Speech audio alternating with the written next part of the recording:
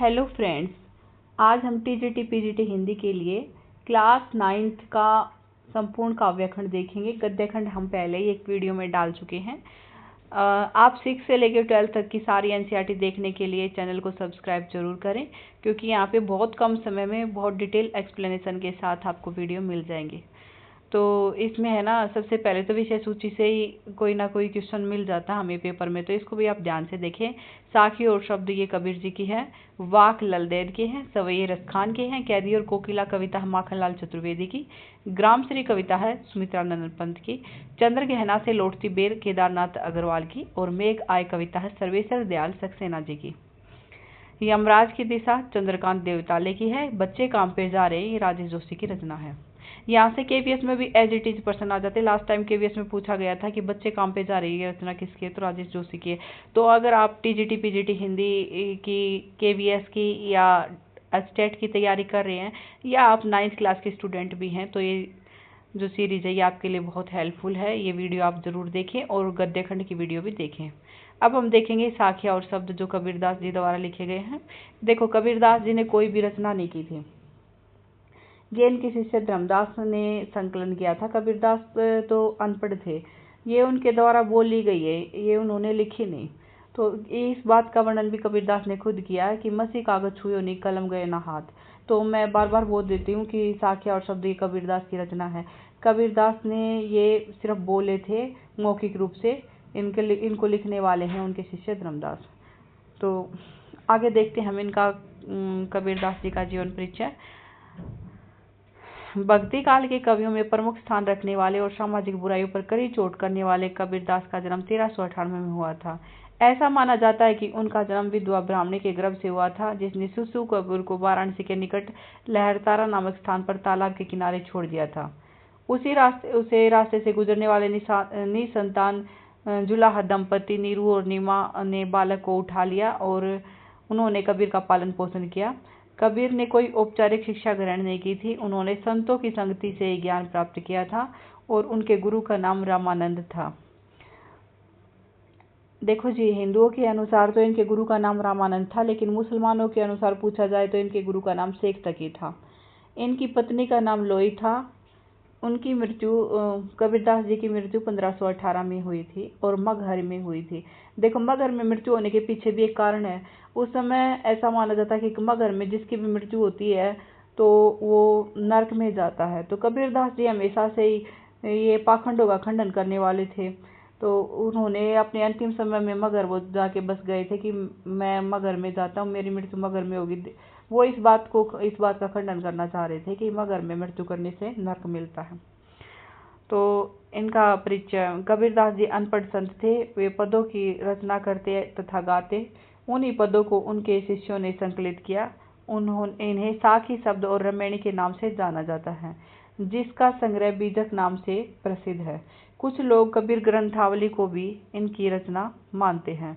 देखो, साखी क्या होता है, ये भी कई बार पूछा जाता है। तो साखी होता है साक्षी, यानी जो हम प्रत्यक्ष रूप से जिसको देखते हैं। और रामायणी में रामायण की तरह के वो मिलते हैं, और शब्द भी इन्होंने रचना की है। तो इनकी काव्यगत विशेषताएं और भाषा शैली, ये भी आप आराम से वीडियो को पॉज करके देख सकते हैं। अब कविता का परिचय देख लेते हैं। इस पाठ में कबीर द्वारा रचित 7 साखियों का संकलन है। इसमें प्रेम के महत्व, संत के लक्षण, ज्ञान की महिमा, बाह्य आडंबरों का विरोध, सहज भक्ति का महत्व, अच्छे कर्मों की महत्ता आदि भावों का उल्लेख है। इसके अलावा पाठ में कवि ने दो शब्द यानी 2 पदों का भी संकलन किया है। इसमें पहले शब्द में बाह्य आडंबरों का विरोध किया और अपने भीतर ही ईश्वर की व्याप्ति का संकेत दिया। दूसरे शब्द में ज्ञान की आंधी रूपक के सहारे ज्ञान के महत्व का वर्णन किया है। कवि का मानना है कि ज्ञान की सहायता से मनुष्य अपनी सभी दुर्बलताओं पर विजय पा सकता है। अब देख लेते हैं इन्होंने कौन कौन से शब्द लिखे हैं। तो मान सरोवर शुभर जल, हंसा केली कराई, मुक्ता फल मुक्ता चुगे, अब उड़ी अंत न जाए। कि मान सरोवर रूपी जो शुभर जल है, उसमें हंसा रूपी आत्मा खेल रही है, जो मुक्ति रूपी फलों मुक्ति रूपी मोती चुग रही है और कहीं भी उड़कर यानी अब और कहीं भी नहीं जाना चाहती। अगला देखते हैं, प्रेमी ढूंढत मैं फिरो प्रेमी मिलो न कोई, प्रेमी को प्रेमी मिले सब विष अमृत होए। कि मैं सच्चा प्रेमी ढूंढने के लिए फिर रहा था लेकिन मुझे कोई भी सच्चा प्रेमी नहीं मिला। अगर सच्चे प्रेमी से सच्चे प्रेमी का मिलन हो जाता है तो सारा विष अमृत के समान हो जाता है। हस्ती चढ़िए ज्ञान की सहदुली चढ़ारी, स्वान रूप संसार है भूखन दे जखमारी। कि हाथी रूपी जो ज्ञान रूपी जो हाथी है उस पे चढ़िए और सहजता का दूलीचा डाल दीजिए। ये संसार तो समान यानी कुत्ते के समान है, इसे भोंकने दो और इसकी परवाह मत करो। पखा पकी के कारणे सब जग रहा भुलान, निरपक होई के हरि भजे सोई संत सुजान। कि पक्ष विपक्ष के कारण ये सारा जग जो है प्रेम को भूल गया है। जो निष्पक्ष होके हरि का भजन करता है वही मतलब चतुर संत है। हिंदू मुआ राम कही मुसलमान खुदाई, कहे कबीर सो जीवता जो देहू के निकट न जाए। कहते कि हिंदू राम राम करते, हिंदू जो है राम राम करते रहते हैं और मुसलमान खुदा खुदा करते रहते हैं। और कबीरदास जी कहते हैं कि वही सच्चे रूप से भगवान के निकट जाएगा जो इन दोनों के पक्ष विपक्ष में नहीं पड़ता। यानी हिंदू और मुसलमान जो अलग अलग भगवान बताते हैं तो ये बताना चाहते हैं कि परमात्मा एक ही है। काबा फिरी काशी भया राम ही भया रहीम, मोट चून मैदा भया बैठी कबीरा जीन। काबा गया, काशी गया और राम और रहीम, देखो ये उन्होंने बताया कि जिस प्रकार से मोट चून पीस कर मैदा हो जाता उसी प्रकार से सच्चे रूप से अगर भगवान की भक्ति करे तो काबा और काशी एक ही है, राम और रहीम एक ही है। तो ऊंचे कुल का जन्मिया जय करनी ऊंच न होई, सुबरन कलश सुरा भरा साधु निंदा सोई। कि ऊंचे कुल में जन्म लेने से कोई ऊंचा नहीं हो जाता। जिस प्रकार से सोने के कलश में अगर सुरा यानी शराब को भर दे तो भी वह साधु के लिए निंदनीय है। आगे इनका पद देख लेते हैं। मोको का ढूंढे बंदे मैं तो तेरे पास में, ना मैं देवल ना मैं मस्जिद ना काबे के आलास में। मैं पीछे पीजीटी के PYQ करा रही थी तो उसमें ये पद आया हुआ था, तो इस तरह से इसमें ब्लैंक दे के भी दे सकते हैं और पूछ सकते हैं कि ये रचना किसकी है। ना तो कोनो क्रियाक्रम में ना ही योग बैराग में, खोजी हुई तो तुरंत ही मिली वो पल भर की तलाश में। कहे कबीर सुनो बाई साधो सब सांसों की श्वास में। कबीरदास जी कहते हैं कि हे बंदे मुझे कहाँ ढूंढता है, मैं तो तेरे पास में। यानी प्रभु कहते हैं कि हे बंदे तुम मुझे कहाँ ढूंढ रहे हो, मैं तुम्हारे पास में हूँ। मैं ना मंदिर में हूँ, ना मस्जिद में हूँ, ना काबे में, ना कैलाश में, ना तो मैं किसी क्रियाक्रम में हूँ, ना किसी योग वैराग में। अगर तुम खोजी हो तो मैं तुरंत ही तुम्हें मिल जाऊंगा पल भर की तलाश में। यानी मैं तुम्हारे अंदर हूँ, तुम्हारे सभी सांसों में हूँ। तो इस प्रकार से ये शब्द है। अगला देख लेते हैं। संतो भाई आए ज्ञान की आंधी रे, भरम की टाटी सब उड़ानी, माया रहे न बांधी रे, हिति चित के द्वे थूनी गिरानी, मोह बलिंडा टूटा, तृष्णा छानी परी घर ऊपरी, कुबुद्धि का भांडा फूटा, जोग जुक्ति करे संता बांधी, निर्चु चुए न पानी, कूड़ कपट काया का निक्षा, हरि की गति जब जानी, आंधी पीछे जो जल बूठा, प्रेम हरि जन भीना, कहे कबीर भान के प्रकटे, उदित भया तम खीना। तो ये हमने इनके साखी और शब्द देख लिए हैं। अगली रचना है वाक, जो ललदेद के द्वारा लिखी है। और ललदेद एक कश्मीरी भाषा में लिखने वाली कवयित्री थी। तो उनका जीवन परिचय देख लेते हैं। कश्मीरी भाषा की प्राचीन एवं लोकप्रिय कवयित्री ललदेद का जन्म 1320 में श्रीनगर के पास सिमपुरा में हुआ था। कवयित्री के जीवन के बारे में प्रमाणिक जानकारी उपलब्ध नहीं है। किंवदंतियों से पता चलता है कि उन्हें ललेश्वरी, ललारीफा आदि नामों से जाना जाता था। इनकी रचना ललदेद का कोई प्रमाणिक काव्य नहीं है। उनके सैकड़ों वाक वर्षों से मौखिक रूप से एक पीढ़ी से दूसरी पीढ़ी में प्रचलित रहे हैं। ललदेद ने अपनी रचनाओं में धर्म की संकीर्णताओं से ऊपर उठकर भक्ति के रास्ते पर चलने पर जोर दिया। उन्होंने प्रेम को महत्वपूर्ण बताया। कबीर की तरह उन्होंने भी धार्मिक आडंबरों का विरोध किया। वे मध्यम मार्ग अपनाकर प्रभु को पाने की प्रबल इच्छा रखती हैं। ललदेद की रचना वाक शैली में है, जो लोक जीवन के तत्व निहित हैं। इसमें लोक जीवन के तत्व निहित हैं। इनकी रचनाएं पंडिताऊ संस्कृत और फारसी शब्दों से बोझिल नहीं है। इनकी भाषा सरल है। इनके वाक आम जनता में तुलसी की चौपाई तथा रसखान के सवैयों की तरह लोकप्रिय हैं तथा उनको जुबानी याद है। अब कविता का परिचय देख लेते हैं। प्रस्तुत पाठ में कश्मीरी कवयित्री ललदैद रचित 4 वाक्य संकलित हैं। पहले वाक्य में ईश्वर प्राप्ति के लिए मनुष्य द्वारा किए जाने वाले प्रयासों की व्यर्थता का वर्णन है और दूसरे वाक्य में जाति और धर्म की सीमाओं से ऊपर उठकर समानता की भावना अपनाने पर बल दिया है। तीसरे वाक्य में गुरु महिमा का वर्णन करते हुए सच्चे गुरु को प्राप्त करने, भवसागर से पार पाने और चौथे वाक्य में धर्मगत संकीर्णताओं को त्यागने तथा प्रत्येक प्राणी में ईश्वर के समाये होने की बात कही है। देखो इनका पहला वाक्य देख लेते। रस्सी कच्चे धागे की खींच रही मैं नाव, जाने कब सुन मेरी पुकार, करे देव भव सागर पार। पानी टपके कच्चे सुकोरे, व्यर्थ प्रयास हो रहे मेरे, जी में उठती रह हुक, घर जाने की चाह गिरे। यानी कवित्री कह रही कि सांसों की कच्ची रस्सी के सारे जीवन रूपी जो शरीर रूपी नाव है उसको वो खींच रही है। पता नहीं ईश्वर कब मेरी पुकार को सुनकर भवसागर से पार करेंगे। ये आप भावार्थ इसका आप पढ़ सकते हैं, यहाँ पे दिया हुआ है। बहुत सरल भाषा में इनके वाक्य हैं। अगला हम देख लेते हैं। खा खा कर कुछ पाएगा नहीं, न खाकर बनेगा अहंकारी, सम खा तभी होगा संभावी, खुलेगी साकल बंद द्वार की। इसमें ये बताना चाहती हैं कि हमें बीच का मार्ग अपनाना चाहिए। जैसे भक्ति में एक तो बहुत ज़्यादा कष्टदायक भक्ति करें तो इससे शरीर को कष्ट ज़्यादा होगा, और बिल्कुल ही ना करें तो वो भी गलत है। तो ये यही बताना चाहते कि समान भाव से हमें भक्ति करनी चाहिए, तभी बंद द्वार की साकल खुलेगी। आई सीधी राह से गई न सीधी राह, सुसुम सेतु पर खड़ी थी बीत गया दिन, आह जेब टटोली कोड़ी न पाई, माँ जी को दुख क्या उतराई। कह रही है कि जब मैं संसार में आई थी तो सीधी राह से आई थी, लेकिन अब मैं जा रही हूँ तो सीधी राह नहीं है। सुसुम सेतु पर खड़ी थी, पूरा दिन बीत गया। मतलब जब आदमी का अंत समय आता है ना, तो उसके पाप पुण्य के कर्म ही उसके साथ जाते हैं। तो कह रही है कि अब मेरे पास ऐसे कोई पुण्य नहीं है कि मैं माँ जी यानी ईश्वर रूपी माँ जी को क्या उतराई दूं। तो इस प्रकार से इसका भाव है। थल थल में बसता है शिवी, भेद न कर क्या हिंदू मुसलमान, ज्ञानी है तो स्वयं को जान, वही है साहिब की पहचान। तो हमने इनके चारों वाक्य देख लिए हैं। अब सवैये ये रसखान के द्वारा रचित है। रसखान जी का जीवन परिचय देख लेते हैं। कृष्ण भक्त कवि रसखान का जन्म 1548 में दिल्ली के निकट हुआ था। उनका मूल नाम सैयद इब्राहिम था। बार बार पूछा जाता है प्रश्न में कि रसखान का मूल नाम क्या था, तो सैयद इब्राहिम था। मुसलमान होने पर भी ये कृष्ण में इनकी गहरी आस्था थी। इनकी कृष्ण भक्ति से प्रभावित होकर गोस्वामी विठल दास ने इनको शिष्य बना लिया था। कहा जाता है कि श्रीनाथ मंदिर में उनको श्री कृष्ण के साक्षात दर्शन हुए, तब से वे ब्रजभूमि में रहने बस गए थे। उनकी मृत्यु 1628 के आसपास हुई।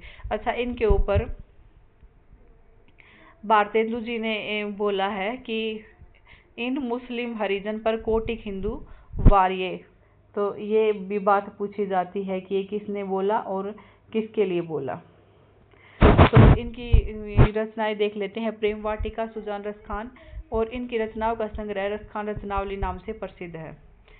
ये आप थोड़ा सा पोज करके पढ़ लेना। हम आगे कविता पे चलते, कविता का परिचय देख लेते हैं। रसखान द्वारा रचित सवैयों में कृष्ण तथा उनकी लीला भूमि वृंदावन की प्रत्येक वस्तु के प्रति लगाव प्रकट हुआ है।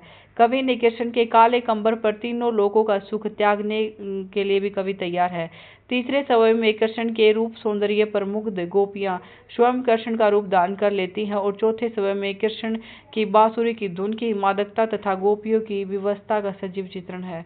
तो पहला देख लेते हैं। बहुत अच्छे सवैये इनके। मानुष हो तो वही रसखानी, बसु ब्रज गोकुल गाँव के ग्वारन, जो पशु हो तो कहाँ बस मेरो, चरो नित नंद की धेनु मंचारन। पाहन हो तो वही गिरी को, जो किया हरि छत्र पुरंदर धारण, जो खग हो तो बसेरो करो, मिली कालिंदी कूल कदम की डारन। यानी इसमें पूछा गया है कि हे भगवान, अगर मुझे मनुष्य बनाओ तो मुझे ब्रज में गोकुल गांव का ग्वाला बना देना। अगर मैं पशु हूँ तो मैं नंद की गायों के बीच में ही चरूँ, मुझे नंद की गायों के बीच में स्थान देना। अगर मैं पत्थर बनूं तो मैं उस गिरी का पत्थर बनूं जिसे स्वयं श्री कृष्ण ने अपनी उंगली पर धारण किया था। और अगर मैं पक्षी बनूं तो मेरा जो बसेरा हो वो ये यमुना नदी के किनारे पर जो कदम के पेड़ हैं उनके ऊपर होना चाहिए। तो यानी हर परिस्थिति में वो श्री कृष्ण के निकट रहने की कामना इसमें करते हैं। अगला देखते हैं, या लकुटी अरु कमर या पर राज तिहुपुर को तजिडारो, आठहु सिद्धि नौ निधि के सुख नंद की गाय चराई बिसारो, रस खान कभो इन आखन सो, ब्रज के वन बाग निहारो, कोटिक अकल धोत के धाम, करिल के कुंजन ऊपर वालो। इसमें है ना, ये लास्ट टाइम ये भी पूछा गया था कि कल धोत के धाम का क्या आशय है। तो ये देखो इसमें क्या बताया है कि जो श्री कृष्ण जब गाय चरा देते तो उनकी जो लकुटी यानी उनकी जो लाठी और उनका जो कंबल था उसके ऊपर रसखान जी तीनों लोक के राज सुख को भी छोड़ दें और 8 सिद्धि 9 निधि के जो सुख है उनको नंद की गायें चराने के बदले में बिसार दें। रसखान कहते हैं कि मैं चाहता हूं कि मैं हमेशा अपनी आंखों से ब्रज के वन बाग और तालाबों को निहारता रहूं। कहते हैं कि इन जो करिल के कुंजन है यहाँ के ऊपर हजारों करोड़ों ये सोने चांदी के बने हुए धाम भी न्योछावर हैं। अब अगले पंक्तियों में ये रसखान ने है ना गोपियों के माध्यम से लिखा है, मोरफ का सिर ऊपर राखी हो, गुंज की माला गले पहनूंगी, ओढ़ी पीतंबर ले लकुटी, बन गो धन गवार संग फिरूंगी, भाव तो वो ही मेरो रस खानी, सो तेरे कहे सब स्वांग करूंगी, या मुरली मुरलीधर की अधरान धरी अधरान धरूंगी। यहाँ पे गोपियों के माध्यम से ये पंक्ति कही गई है। आगे देख लेते हैं हम कैदी और कोकिला जो माखनलाल चतुर्वेदी की है। अच्छा, एक इनकी बहुत प्यारी सी कविता है पुष्प की अभिलाषा, जो अभी क्लास 6 में भी लगी हुई है, जो नई मल्हार है। अच्छा, आप मुझे कमेंट करके बताना मैं मल्हार की वीडियो डालूं या बसंत भाग 1 के, या फिर दोनों ही। अब कवि परिचय देखते हैं, माखनलाल चतुर्वेदी का जीवन परिचय देख लेते हैं। देश प्रेम और गौरव गाथा के अमर गायक माखनलाल चतुर्वेदी का जन्म 1889 में मध्य प्रदेश होशंगाबाद जिले के बाबई गांव में हुआ था। प्राथमिक शिक्षा के उपरांत उन्होंने घर पर ही संस्कृत, बांग्ला, गुजराती, अंग्रेजी का अध्ययन किया। किशोर अवस्था में उन्होंने अध्यापन कार्य शुरू कर दिया। राष्ट्रीय आंदोलन की अवधि में वे कई बार जेल गए और उनका देहांत 1968 में हुआ। इनकी रचनाएं देख लेते हैं, हेमकिरटनी, हेमतरंगिणी, माता, युगचरण, समर्पण, वेणु लो गूंजे धरा। अच्छा, इनको किस रचना के लिए साहित्य अकादमी पुरस्कार मिला है कमेंट करके बताना। इन्होंने निबंध, नाटक, कहानी पर भी अपनी लेखनी चलाई। तो अब हम इनकी कविता का परिचय देख लेते हैं।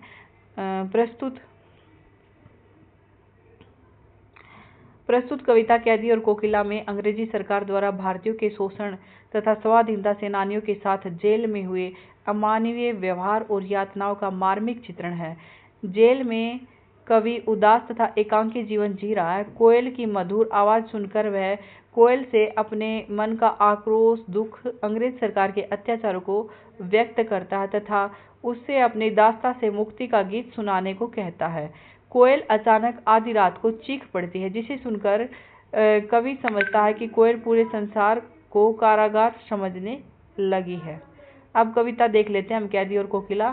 क्या गाती हो, क्यों रह जाती हो, कोकिल बोलो तो, क्या लाती हो संदेशा किसका, कोकिल बोलो तो, ऊंची काली दीवारों के घेरे में, डाकू चोरों बटमारों के डेरे में, जीने को देत नहीं पेट भर खाना, मरने भी देते नहीं तड़फ रह जाना। ये अंग्रेजी सरकार के अत्याचारों के बारे में कोयल से बता रहे हैं। जीवन पर अब दिन रात कड़ा पहरा है, शासन है या तम का प्रभाव गहरा है, हिमकर निराश कर चला रात भी काली, इस समय काली मई जगी क्यों आली।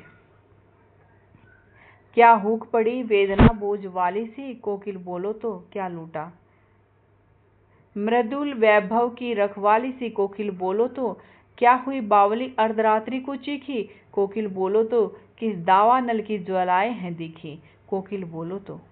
मतलब बार बार कोयल से ही पूछ रहा है कि कोयल रात को क्यों बोल रही है। क्या देख न सकती जंजीरों का गहना, हथकड़ियां क्यों, यह ब्रिटिश राज का गहना, कोल्लू की चरख चू जीवन की तान, गिट्टी पर उंगलियों ने लिखे गान। हूँ मोट खींचता लगा पेट पर जुआ, खाली करता हूँ ब्रिटिश अकड़ का कुआ। दिन में करुणा क्यों जगे रुलाने वाली, इसलिए रात में गजब ढा रही हूँ आली। अच्छा, ये आली और अली ये श्रुति सम भिन्नार्थक शब्द में बार बार पूछे जाते हैं, तो आली और अली का अर्थ भी मुझे यहाँ पे बताना। आगे पढ़ते हैं। इस शांत समय में अंधकार को वेद रो रही क्यों हो, कोकिल बोलो तो। चुपचाप मधुर विद्रोह बीच इस भांति बो रही क्यों हो, कोकिल बोलो तो। काली तू रजनी भी काली, शासन की करनी भी काली, काली रहल कल्पना काली, मेरी काल कोठरी काली। टोपी काली कमली काली, मेरी लोह श्रृंखला काली। पहरे की हूँ कृति की ब्याली, तिस पर है गाली ए आली। इस काले संकट सागर पर मरने की मदमाती, कोकिल बोलो तो। अपने चमकीले गीतों को क्यों कर हो तैराती, कोकिल बोलो तो। तुझे मिली हरियाली डाली, मुझे नसीब कोठरी काली, तेरा नभ भर में संचार, मेरा 10 फुट का संसार। तेरे गीत कहावे वाह, रोना भी है मुझे गुनाह, देख विषमता तेरी मेरी, बजा रही तिस पर रणभेरी। ये हमने उनकी कविता देख ली। लास्ट ये देख लेते हैं। इस हुंकृति पर अपनी कृति से और कहो क्या कर दूं, कोकिल बोलो तो। मोहन के व्रत पर प्राणों का आसव किस में भर दूं, कोकिल बोलो तो। अच्छा, ये मोहन यहाँ पे किसके लिए प्रयोग किया गया है, कमेंट करके मुझे बताना। अब हम अगली रचना पे चलते हैं, जो है ग्रामश्री, और ये लिखी है सुमित्रानंदन पंत जी ने। तो सुमित्रानंदन पंत जी हैं, ये छायावाद के क्या कहे जाते हैं, विष्णु। छायावाद के 4 स्तंभ हैं, जयशंकर प्रसाद, सुमित्रानंदन पंत, निराला जी और महादेवी वर्मा। तो अब हम सुमित्रानंद पंत जी का जीवन परिचय देख लेते हैं। सुकुमार कवि कहलाने वाले सुमित्रानंदन पंत का जन्म 1900 में उत्तराखंड के अल्मोड़ा जिले के कोसानी गांव में हुआ था। इनकी आरंभिक शिक्षा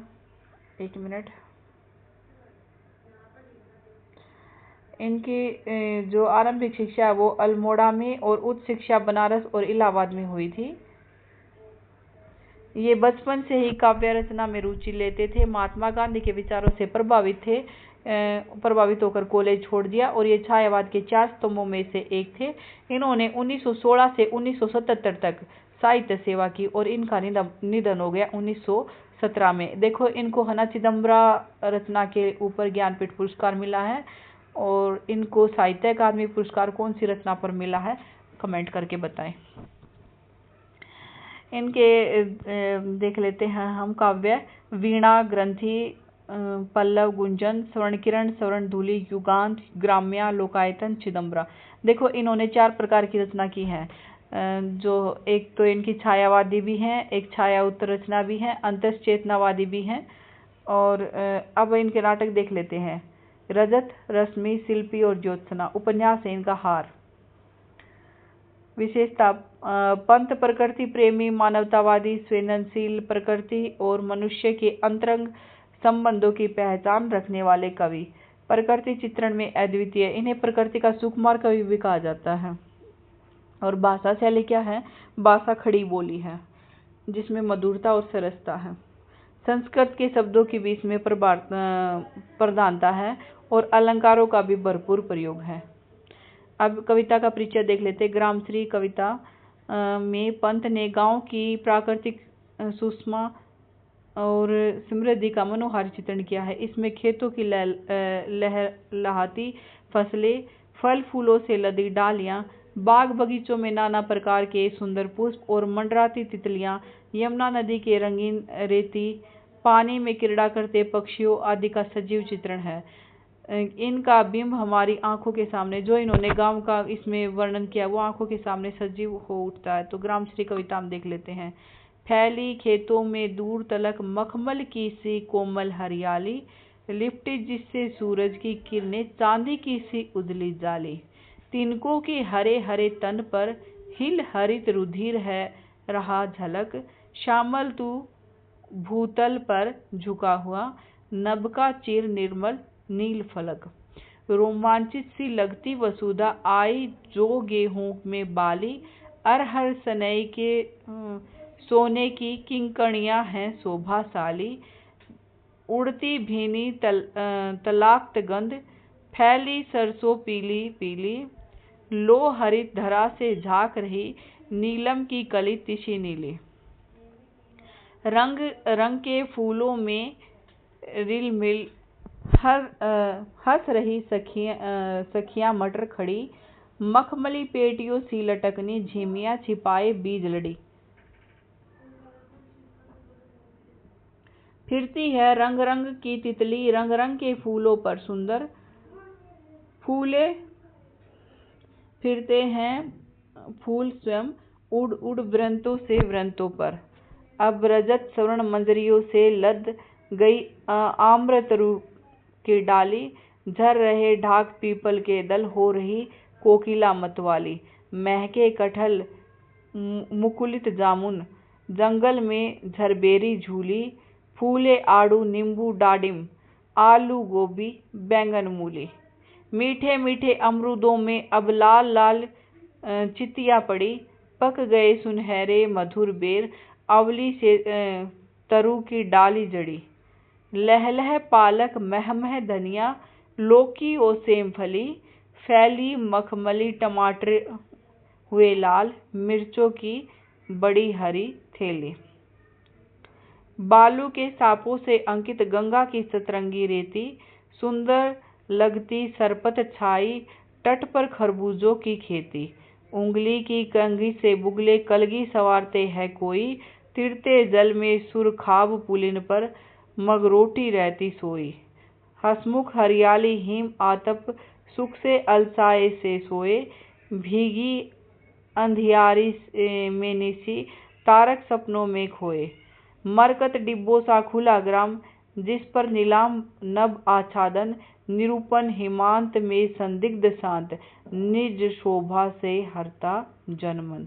तो कविता काफी बड़ी थी, इसलिए हमने इसकी एक्सप्लेनेशन तो नहीं की। इसमें से कोई भी पंक्ति पूछी जाए तो आपको याद रहेगी, इसको सुन लेना। अब अगली रचना देख लेते हैं, चंद्रगहना से लौटती बेर, जो केदारनाथ अग्रवाल की है। कवि परिचय देख लेते हैं। प्रगतिवादी कवि एवं लेखक केदारनाथ अग्रवाल का जन्म 1911 में उत्तर प्रदेश के बांदा जनपद के कमासीन गांव में हुआ था। इलाहाबाद में कॉलेज की शिक्षा पूरी करने के बाद इन्होंने आगरा विश्वविद्यालय से LLB कर वकालत शुरू कर दी। बचपन से इनकी रुचि काव्य रचना की थी। बाद में प्रगति आंदोलन से जुड़ गए। हरिऔध और रसाल जैसे साहित्यकारों से संपर्क रहा और इनका देहांत 2000 में हुआ था। इनकी रचना देख लेते हैं। नींद के बादल, युग की गंगा, बार बार पूछी जाती हैं। लोग और आलोक, फूल नहीं रंग बोलते हैं, आग का आईना, कहे केदार खरी खरी, पंख और पतवार, हे मेरी तुम, मार प्यार की थापे। ये जितनी भी रचनाएं इसमें दी है ना, मोस्ट इम्पोर्टेंट है, पेपर में मिलती हैं कई बार। केदारनाथ अग्रवाल प्रगतिवादी विचारधारा के प्रमुख कवि माने जाते हैं। ये प्रगतिवादी कवि थे। इनकी कविताओं में जो सामान्य का संघर्ष, प्रकृति का सौंदर्य, इन सब का वर्णन मिलता है। काव्य में बुंदेलखंडी समाज की दिनों-दिन जीवन अपने खुलेपन और उमंग के साथ अभिलक्षित हुआ है। देखो, चंद्रगहना से लौटती बेर, ये हम कविता, इसका परिचय देख लेते हैं। चंद्रगहना से लौटती बेर नामक इस कविता में कवि ने प्रकृति के प्रति गहन अनुराग व्यक्त किया है। चंद्रगहना नामक स्थान से लौटते समय कवि ने किसान मन खेतों के सहज सौंदर्य पर आकर्षित हो उठता है। कवि को साधारण सी चीजों में भी सौंदर्य के दर्शन होते हैं। वह पोखर की हलचल, दूर तक फैली चित्रकूट की पहाड़ियां, उन पर उगे वृक्षों पर बैठे पक्षी और उनके कलरव को शहरी विकास की तीव्र गति से बचाए रखना चाहता है। प्रकृति की गोद में वह शांति की अनुभूति करता है। देखो जी, आज भी चाहे हम कितने ही बड़े बड़े शहरों में रहे, लेकिन हमें प्रकृति के पास जाके, जैसे नदी हो गई, झील हो गई, या फिर पहाड़ों में जाके अलग ही सुकून मिलता है। तो उसी प्रकार से है ये चंद्रगहना से लौटती बेर। देख आया चंद्रगहना, देखता हूँ दृश्य अब मैं, मेड़ पर इस खेत की बैठा अकेला, एक बीते के बराबर यह हरा ठिगना चना, बांधे मुरेठा शीस पर, छोटे गुलाबी फूल का सज कर खड़ा है। पास ही मिलकर उगी है बीच में अलसी हठीली, देह की पतली कमर है लचीली। देखो मानवीकरण किया गया है प्रकृति का। नील फूले फल को सिर पर चढ़ाकर, कह रही है जो छुए यह दू हृदय उसको, हृदय का दान उसको, और सरसों की न पूछो हो गई सबसे सयानी। हाथ पीले कर लिए हैं ब्याह मंडप में पधारी, फाग गाता मास फागुन आ गया है आज, जैसे देखता हूँ मैं स्वयंवर हो रहा है। प्रकृति का अनुराग अचल हिल रहा है इस विजन में, दूर व्यापारिक नगर से प्रेम की प्रिय भूमि उपजाऊ अधिक है, और पैरों के तले है एक पोखर, उठ रही है इसमें लहरियां। नील तल में जो उगी है घास भूरी, ले रही वह भी लहरियां। एक चांदी का बड़ा सा गोल खंबा आंखों को है चमकाता है, कई पत्थर किनारे पी रहे चुपचाप पानी, प्यास जाने कब बुझेगी। चुप खड़ा बगुला डुबाई टांग जल में, देखते ही मीन चंचल ध्यान निद्रा त्यागता है, चट दबाकर चोच में नीचे गले के डालता है। एक काले माथ वाली चतुर चिड़िया श्वेत पंखों के झपाटे मार फौरन टूट पड़ती है, भरे जल के हृदय पर एक उजली चटुल मछली चोच बिजली में दबाकर दूर उड़ती है गगन में। ओ यही से भूमि ऊंची है जहाँ से रेल की पटरी गई है, ट्रेन का टाइम नहीं है, मैं यहाँ स्वच्छंद हूँ, जाना नहीं है। चित्रकूट की अनगढ़ चौड़ी कम ऊंची ऊंची पहाड़ियाँ दूर दिशाओं तक फैली हैं बांझ भूमि पर, इधर उधर रीवा के पेड़ कांटेदार कुरूप खड़े हैं। सुन पड़ता है मीठा मीठा रस टपकाता सुग्गे का स्वर टें टें टें, सुन पड़ता है वंशस्थली का हृदय चीरता। ये देखते हैं आगे। उठता गिरता सारस का स्वर टीटो टीटो, मन होता है उड़ जाऊं मैं पर फैलाए सारस के संग, यहाँ जुगुल जोड़ी रहती है हरे खेत में, सच्ची प्रेम कहानी सुन लूं चुप्पे चुप्पे। तो ये हमने देख ली। देखो जी, अगर आपने वीडियो यहाँ तक देखी है तो डेफिनेटली आप बाकी भी सारी एनसीईआरटी देखना चाहोगे। देखो मेरे इस पे व्यूज़ तो धीरे धीरे आ जाते हैं, लेकिन सब्सक्राइब और लाइक बिल्कुल ही नहीं बढ़ रहे हैं। तो कोई नया चैनल हो और उस पर आपको अच्छा कंटेंट मिले तो आपको वो शेयर भी करना चाहिए और सब्सक्राइब भी करना चाहिए। ये तो वही बात हो गई ना, जो एक वीडियो नहीं आती है कि मैं छोटा सब्सक्राइबर हूँ ना तो आप स्किप कर दोगे, वही वाली बात हो गई। मैं इतनी मेहनत से वीडियो डाल रही हूँ और मुझे उसका अच्छा रिस्पॉन्स तो नहीं आ रहा, फिर भी मैं इस आस में कि जब एक दिन आप समझोगे तो यहाँ पे भी थोड़ा सा मुझे भी अच्छा लगेगा अगर आप सब्सक्राइब करोगे, शेयर करोगे तो। और कमेंट करके भी आप बता सकते हो कि आपको कितना फ़ायदा मिल रहा है सीरीज से, क्योंकि मेरा ये होता है कि मैं टाइम कम से कम लगाऊं और कम से कम टाइम में आपको वीडियो प्रोवाइड करा दूं। पूरी की पूरी एनसीईआरटी आपको विद इन 30-40 मिनट में मैं डाल देती हूँ। चलो जी, अब आगे देखते हैं हम 15 नंबर पे अपनी मेघ आई, जो सर्वेश्वर दयाल सक्सेना की बहुत अच्छी कविता, और इसमें से तो बहुत बार KVS के इंटरव्यू में भी प्रश्न पूछे जाते हैं। कवि परिचय देख लेते हैं। प्रसिद्ध साहित्यकार सर्वेश्वर दयाल सक्सेना का जन्म उत्तर प्रदेश के बस्ती जिले में 1927 में हुआ था। इन्होंने आरंभिक शिक्षा बस्ती जिले से और उच्च शिक्षा इलाहाबाद विश्वविद्यालय से ग्रहण की। इन्हें आजीविका के लिए काफी संघर्ष करना पड़ा। बाद में अध्यापन कार्य से जुड़े। वे दिनमान के उप संपादक तथा बाल पत्रिका पराग के संपादक भी रहे। पूछा जा सकता है कौन सी पत्रिकाओं के संपादक रहे, तो बाल पत्रिका पराग के तो संपादक रहे और दिनमान के उप संपादक रहे। और 1983 में इनका आकस्मिक निधन हो जाता है। सर्वेश्वर दयाल सक्सेना ने हिंदी काव्य और गद्य दोनों विधाओं में अपनी लेखनी चलाई। इनकी रचनाएं हैं। काव्य देख लेते हैं। काठ की घंटी, बांस के पुल, एक सुनी नाव, गर्म हवाएं, कुआनो नदी, जंगल का दर्द और खूंटियों पर टंगे लोग। अन्य कृतियां देख लेते हैं। इन्होंने अनेक नाटक, कहानियां और उपन्यास भी लिखे। सर्वेश्वर दयाल सक्सेना के काव्य में ग्रामीण संवेदना के साथ शहरी मध्यम वर्गीय जीवन बोध भी व्यक्त हुआ है। वे सौंदर्य श्रृंगार के कवि के अलावा प्रकृति प्रेमी भी थे। उन्होंने प्रकृति का सजीव चित्रण किया है। काव्य में उनकी कल्पना शक्ति का विस्तार देखते ही बनता है। भाषा इनकी सहज और लोक जीवन की महक लिए हुए है। इनकी भाषा में चित्रात्मकता है। इनकी कविता में काल्पनिकता के दुर्लभ चित्र मिलते हैं। इनकी कृतियों में उपमा, रूपक और मानवीकरण अलंकारों का प्रयोग अधिक मिलता है। कविता का परिचय देख लेते हैं। मेघ आए कविता में कवि ने बादलों के आगमन की तुलना सज धज कर आने वाले शहरी मेहमान से की, यानी पाहुन बटेऊ जो बोलते हैं अपने हरियाणवी में, उससे जो है तुलना की है। मानवीकरण के ऊपर ये बहुत अच्छी पंक्तियां हैं। ग्रामीण संस्कृति में दामाद के आने पर उल्लास का जो वातावरण होता है, वही उल्लास मेघ रूपी शहरी मेहमान के आने पर दिखाया गया है। एक साल बाद आए इस मेहमान को देखकर एक और स्वागत सत्कार और उल्लास का वातावरण है, तो वही दूसरी ओर लंबे समय उपरांत आने के कारण शिकायतें भी हैं। तो देख लेते हैं जी मेघ आए कविता। मेघ आए बड़े बन ठन के सवर के, आगे आगे नाचती बयार चली। बयार होती है हवा। दरवाजे खिड़कियां खुलने लगी गली गली, पाहुन जो आए हों गांव में शहर के। मेघ आए बन ठन के सवर के। पाहुन होते जी मतलब मेहमान या बटेऊ कह सकते हैं। पेड़ झुक झांकने लगे, गर्दन उचकाए, आंधी चली, धूल भागी, घाघरा उठाए। बाकी चितवन उठा, नदी ठिठकी, घूंघट सर के, मेघ आए बन ठन के सवर के। मानवीकरण के ऊपर है ना जी, ये इतनी अच्छी कविता, बहुत अच्छी। बूढ़े पीपल ने आगे बढ़कर जुहार की, बरस बाद सुधी लिनी। बोली अकुलाई लता ओट हो की वार की, हरसाया ताल लाया पानी प्रात भर के। मेघ आए बन ठन के सवर के। सीतीज अटारी गहराई, दामिनी दमकी, समा करो गाठ खुल गई अब भरम की। बांध टूटा झर झर, मिलन के अश्रु ढरके, मेघ आए बन ठन के सवर के। आगे जी हम अपनी लास्ट तो इसके बाद एक और है, सेकंड लास्ट है ये, यमराज की दिशा, जो चंद्रकांता देवताले की लिखी हुई है। तो जीवन परिचय देख लेते हैं जी।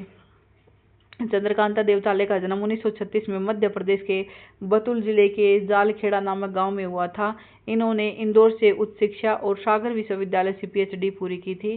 श्री देवताले जी ने उच्च शिक्षा में अध्यापन कार्य किया। रचना देख लो। हड्डियों में छिपा ज्वर, दीवारों पर खून से, लकड़ बग्गा हंस रहा है, भूखंड तप रहा है, पत्थर की बेंच, इतनी पत्थर रोशनी, उजाड़ में संग्रहालय। भाषा इनकी बोलचाल की है, सरल भाषा है, तत्सम शब्दों का स्वाभाविक प्रयोग किया है। अब कविता का परिचय देख लेते हैं। यमराज की दिशा नामक कविता में कवि ने भारतीय समाज में प्रचलित अंधविश्वास की ओर संकेत किया, जिसमें दक्षिण दिशा को यमराज की दिशा कहा जाता है। इस ओर पैर करके सोने की भी मनाही की जाती है। इसके अलावा कवि ने सभ्यता के विकास की खतरनाक दिशा की ओर इशारा कहा है, जहाँ जन विरोधी ताकतें आज हर दिशा में फैल चुकी हैं। वे किसी एक दिशा तक सीमित नहीं है, चारों दिशाओं में फैलते विध्वंस, हिंसा, मृत्यु के चिन्हों की ओर इंगित कर कवि ने इसके विरुद्ध खड़ा होने का आह्वान किया है। तो देखते जी यमराज की दिशा। माँ की ईश्वर से मुलाकात हुई या नहीं कहना मुश्किल है, पर वह जानती थी जैसे ईश्वर से उसकी बातचीत होती रहती है, जताती थी जैसे ईश्वर से उसकी बातचीत होती रहती है और उससे प्राप्त सलाह के अनुसार जिंदगी जीने और सुख बर्दाश्त करने के रास्ते खोज लेती है। माँ ने एक बार मुझसे कहा, दक्षिण की तरफ पैर करके मत सोना, वह मृत्यु की दिशा है और यमराज को क्रुद्ध करना बुद्धिमानी की बात नहीं। तब मैं छोटा था और मैंने यमराज के घर का पता पूछा था। उसने बताया था, तुम जहाँ भी हो वहाँ से हमेशा दक्षिण में। माँ की समझाइश के बाद दक्षिण दिशा में पैर करके मैं कभी नहीं सोया, पर इससे इतना फायदा जरूर हुआ, दक्षिण दिशा पहचानने में मुझे कभी मुश्किल का सामना नहीं करना पड़ा। मैं दक्षिण में दूर दूर तक गया और मुझे हमेशा माँ की याद आई। दक्षिण को लांद लेना संभव नहीं था, होता तो छोर तक पाना तो यमराज का घर देख लेता, पर आज जिधर भी पैर करके सो वही दक्षिण दिशा हो जाती है। सभी दिशाओं में यमराज के आलीशान महल हैं और वे सभी एक साथ अपनी दहकती आंखें सहित विराजते हैं। माँ अब नहीं है और यमराज की दिशा भी वह नहीं जो माँ जानती थी।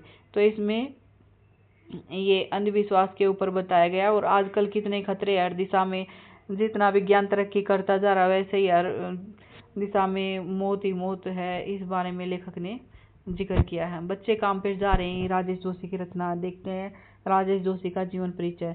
इनका जन्म 1946 में मध्य प्रदेश, देखो हमने आज जितने भी पढ़े ना मोस्टली मध्य प्रदेश के ही हैं, नरसिंह जिले में हुआ।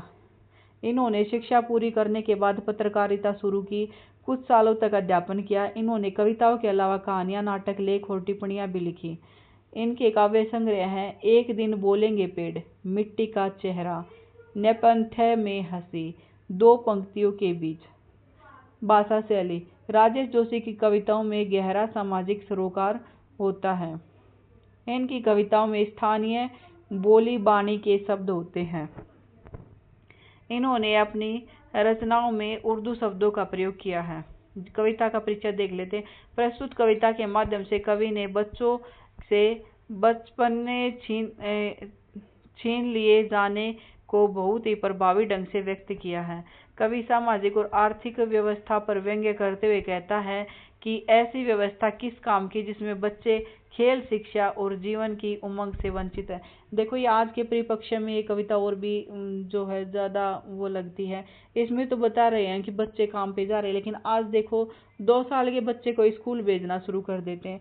तो ये देखा जाए तो ऐसी पढ़ाई का क्या काम, जो बच्चों का बचपन अब तो बिल्कुल ही खत्म होता जा रहा है। कम से कम 4-5 साल का बच्चा हो जाए तब तो स्कूल जाना भी अच्छा लगे। बच्चों के मन में शुरू से ये बैठ जाता है कि स्कूल अच्छी जगह नहीं है, फिर उन बच्चों का ध्यान भी अच्छे से नहीं लग पाता और वो कमजोर ही रह जाते हैं। आजकल मैं खुद देख रही हूँ कि 9th क्लास के बच्चों को भी क्लास में अगर रीडिंग के लिए बोला जाए तो ठीक से रीडिंग भी नहीं कर पाते, जबकि वही बच्चे अब 3-3 साल से स्कूल में आना उन्होंने शुरू कर दिया था। तो अब देखते हैं बच्चे काम पे जा रहे। कविता। कोहरे से ढकी सड़क पर बच्चे काम पर जा रहे हैं, सुबह सुबह बच्चे काम पर जा रहे हैं। हमारे समय की सबसे भयानक पंक्ति है यह, भयानक है इसे विवरण की तरह लिखा जाना चाहिए इसे सवाल की तरह कि काम पर क्यों जा रहे हैं बच्चे। क्या अंतरिक्ष में गिर गई सारी गेंदें, क्या दीमकों ने खा लिया सारी रंग बिरंगी किताबों को, क्या काले पहाड़ के नीचे दब गए सारे खिलौने, क्या किसी भूकंप में ढह गई सारे मदरसों की इमारतें, क्या सारे मैदान, सारे बगीचे और घरों के आंगन खत्म हो गए एकाएक। ये बड़ी गहरी कविता है। इसमें बहुत सारे सवाल जो लेखक ने उठाए हैं ना, ये सच में सोचा जाए तो बहुत खतरनाक है। तो फिर बचा ही क्या है इस दुनिया में, कितना भयानक होता अगर ऐसा होता। भयानक है, लेकिन इससे भी ज़्यादा यह है कि सारी चीज़ें हसब मामूल, पर दुनिया की हजारों सड़कों से गुजरते हुए बच्चे, बहुत छोटे छोटे बच्चे काम पर जा रहे हैं। जैसे कि देखते हैं ना होटल वगैरह में छोटे छोटे बच्चे कप धोते मिलते हैं, तो इसी के ऊपर ये लेखक ने रचना की है। हमने पूरा गद्यखंड देख लिया 9th का और पूरा काव्यखंड देख लिया। वैसे तो ये बस 40 मिनट की वीडियो बनी है, लेकिन फिर भी अगर आपके पास समय की शॉर्टेज है तो आप इसको है ना थोड़ी स्पीड बढ़ा के देख लो। 2 बार अगर इसका रिवीजन कर लोगे तो आपको सारी की सारी रचना, सारे लेखक परिचय सबसे आप परिचित हो जाओगे। वीडियो अच्छी लगी हो तो कमेंट करके ज़रूर जाना, ताकि मुझे भी पता चले कि मेरे द्वारा जो इतनी मेहनत की जा रही है वो आप लोगों के लिए बेनिफिशियल है कि नहीं है। Thank you for watching.